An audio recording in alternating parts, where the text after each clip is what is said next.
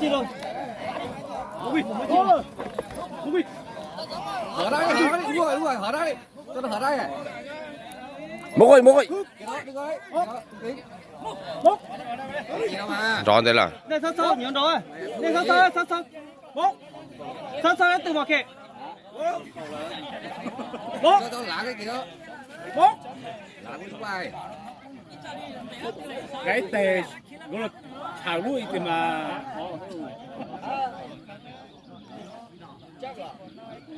xài giò lắm.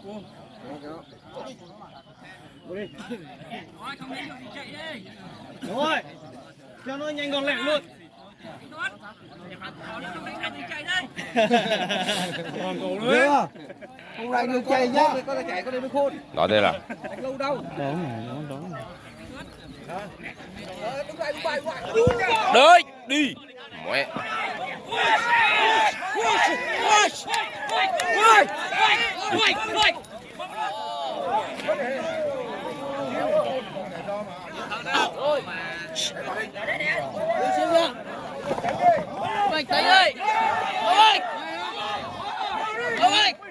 Vào đây.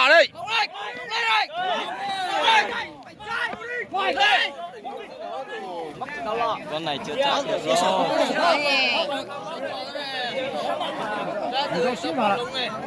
Chỉ có lông. Để chắc cuối tiền để tôi số toa là nó đó. Lần đầu đó nhỉ. Đó là khó sống tiền nhà này. Đó là khó sống to cá là trên nào. Có thể là gan thấy nổi đó. Gan thấy từ này tôi số to thế này cá sống thế này. Lâu là cho xe thì tôi kia này, lâu là cho kia. Đã làm cho thì cho kia là. Vào đây.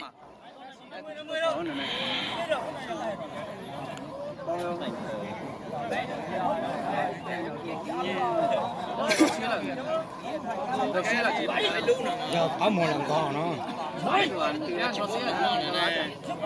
Cho xe. Cái từ chỉ có lông mò này. Cái mà tiền gọi á. Về chỉ lan này. Bay mệt ra được ở chứ. Ôi đi. Mẹ. Vào đây.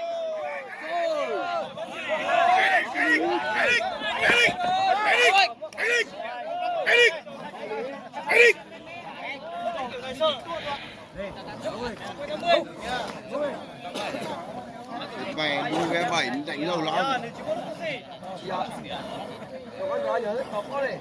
Người ta nhẹ còn tỏ ra rong này con nĩa tuy nhiều chứ là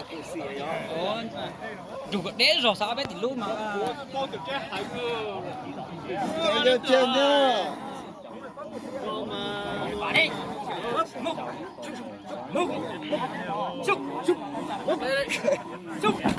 Vào đây.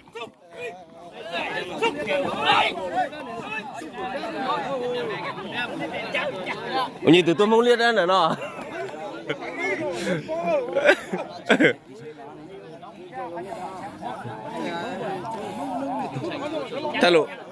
Thay lộ mong vào đó. Thay lộ. cho tụi chị chén à dạ nó sai cho tụi kia là thế gì sai tụi con sai là chứ